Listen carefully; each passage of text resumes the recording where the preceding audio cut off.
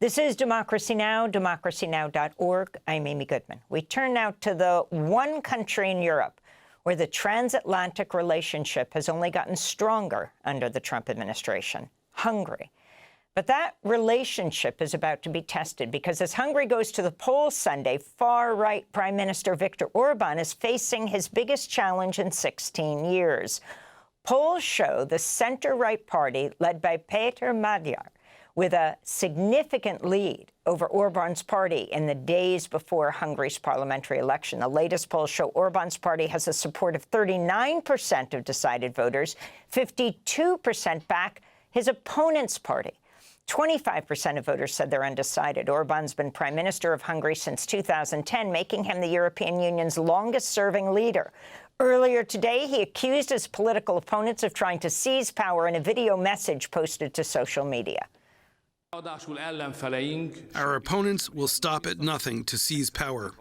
They are colluding with foreign secret services, threatening our followers with violence, and calling out election fraud with fabricated accusations even before the election. They are organizing demonstrations and chaos even before your votes have been counted. Let us speak clearly. This is an organized attempt to question the decisions of the Hungarian people through chaos, pressure, and international discredit. On Tuesday, U.S. Vice President JD Vance traveled to Budapest, where he appeared alongside Prime Minister Orbán and openly campaigned for his re-election. Will you stand against the bureaucrats in Brussels?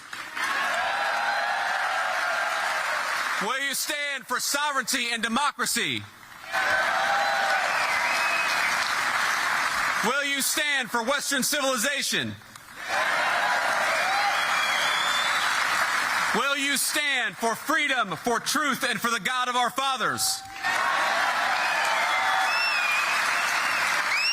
Then, my friends, go to the polls in the weekend. Stand with Viktor Orbán. For more, we're joined from New Haven, Connecticut, by Kim Lane Scheppele. She's professor of sociology and international affairs in the Princeton School of Public and International Affairs. Her research examines the rise and fall of constitutional government with a focus on Hungary. Professor, welcome back to Democracy Now! Why is Hungary so critical? And what is the U.S. Vice President J.D. Vance doing there? He's now headed off to Pakistan to lead the negotiations with Iran. Yeah, so yes, this election is really crucial, not just for Hungary, but for the international sort of right wing. Viktor Orbán has controlled Hungary for 16 years. He's become a dictator, though he doesn't like to call himself that. It's crucial to have a state in Europe with the resources of a state backing sort of the undermining of the European Union, backing the kind of policies that Donald Trump has had. So it's not surprising that the Trump administration has been strongly backing Orbán. J.D. Vance's visit this week was the second visit by a high-level Trump administration official. Remember that Marco Rubio went to Budapest right after the Munich Security Conference. So there's been a lot of American signaling that the U.S. would really love to have Viktor Orbán be reelected. The problem is the Hungarian people don't seem to agree. This is Hungarian Prime Minister Orbán speaking to reporters during a joint news conference with Vice President J.D. Vance this week. Vice President, my dear friend, Vice President, it has been 35 years since a Vice President last visited Hungary, and we have not had such a high-ranking guest from the United States for 20 years. 20 years is a long time between friends. With the election of President Trump, a golden age has dawned in our relations. As we have just looked at 2025, we see it was a year of records in economic cooperation. So that's Prime Minister Orbán, who is standing next to J.D. Vance at this joint news conference. Why is Hungary, led by Orbán, so important for Europe right now, particularly the right in Europe? And what would it mean if he loses? And why would J.D. Vance care about that? Yeah, so Viktor Orbán, first of all, is so far behind in the polls that even his rigged election system will probably not save him this time.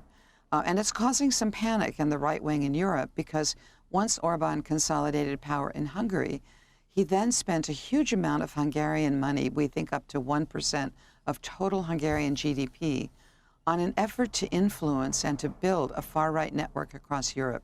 So in the last European elections, for example, Orban's Fidesz political party was the primary advertiser on behalf of far-right parties across Europe. And as you know, those European elections tilted quite heavily in favor of the far right.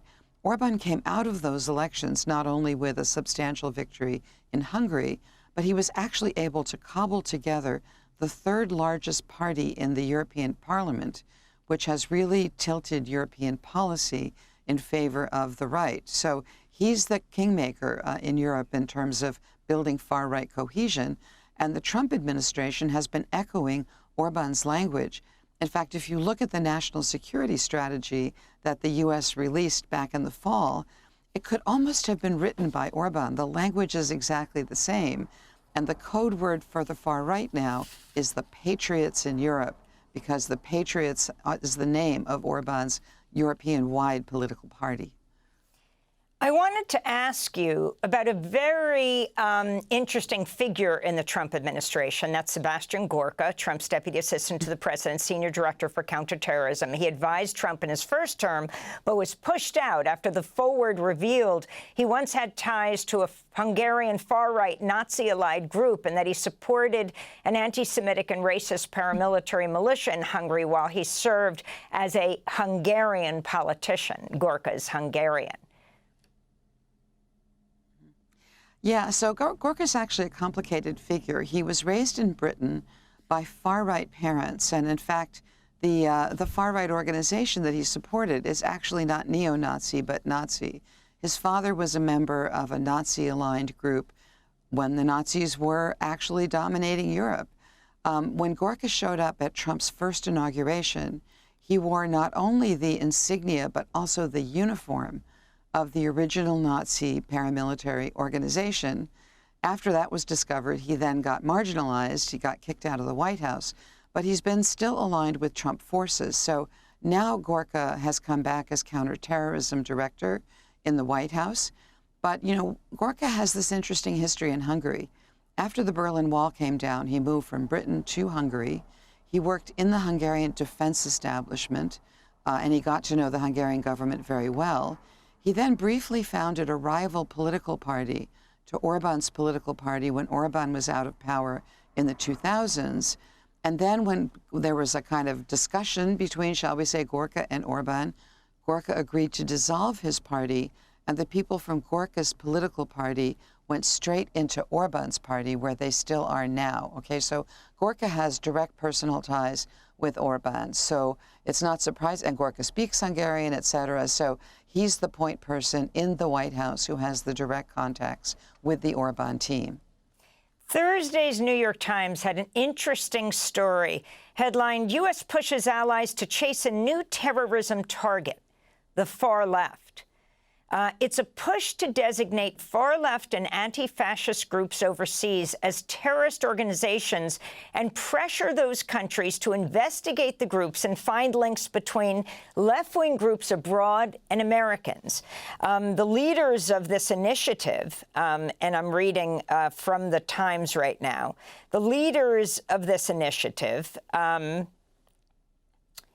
according to the piece, include Sebastian Gorka. Your final comments. Yes. Yeah, so Gorka heads counterterrorism, so that's the weapon he's going to use. And of course, after 9/11, there's a huge counterterrorism network and a huge set of counterterrorism resources available for going after enemies of different kinds. And what Trump is trying to do, and what Orban has already done in Hungary, is to start labeling, and I wouldn't even call it the far left, right? It's the entire left, as the opposition to these far-right groups. And so far, they've been using media denigration, making fun of them, trying to establish and argue for networks that aren't there. But this move to start to label any kind of group that these governments don't like, that these patriot groups in Europe don't like, as part of a far-left network is, first of all, false, that the network doesn't exist. But second of all, it's a way of trying to weaponize these resources that governments have against the left so as to get them out of the way so the right has a better chance of coming to power in European governments. And yes, the U.S. is entirely behind this. The U.S. is also talking about setting up, they've destroyed Voice of America and the other kind of global networks the U.S. used to have, but now they're talking about actually building in Europe a kind of, you know, Fox News for Europe in order to, again, give the far right a push. So this is all playing out on the political field. Orban is central to this because right now he controls the state and state resources. But after Sunday, you know, I think he's actually going to be out of power, and then we'll see. Thanks for watching Democracy Now! On YouTube. Subscribe to the channel and turn on notifications to make sure you never miss a video. And for more of our audience-supported journalism, go to democracynow.org, where you can download our news app, sign up for our newsletter, subscribe to the daily podcast, and so much more.